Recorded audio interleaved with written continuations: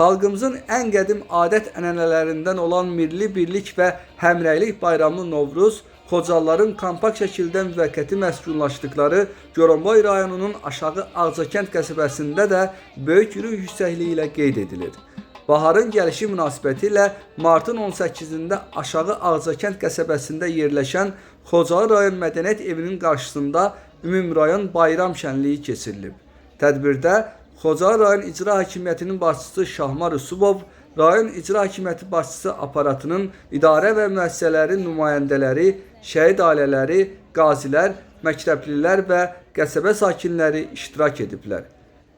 Tədbir iştirakçıları ilk olaraq xalqımızın qədim adət-ənənələrini özündə əks etdirən sərgilərə, güşələrə baxıb və milli mətbəx nümunələri ilə tanış olublar. Novruzun personajları olan Kosa və Keçəl şənlik boyunca məzəli oyunları, dadlı və duzlu zarafatları ilə hamıya xoş əhval-ruhiyyə bəxş ediblər.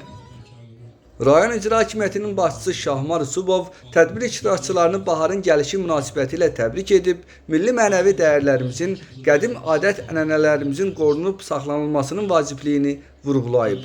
Hər il beynəlxalq səviyyədə qeyd olunan bu bayram müstəqilliyimizin, milli dəyərlərə hörmət və ehtiramımızın göstəricisi olduğunu qeyd edib. Bildirib ki, bugün Xocalıda bayram tonqalları qalanır. Xalqımızın 10 illiklər ərzində olan arzuları çin olub.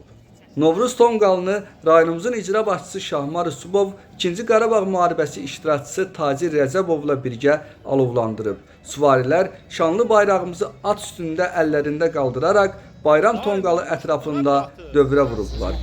Milli oyunumuz olan dirə döyməyə, ip dartma yarışına, xoruz döyüşünə baxılıb. Şagirdlər yumurta döyüşdürüb, oyun oynayıb. Şən musiqi sədaları altında rəqs ediblər. Bayram şənliyi rayonun bədii öz fəaliyyət kollektivinin hazırladığı maraqlı konsert proqramı ilə davam edib.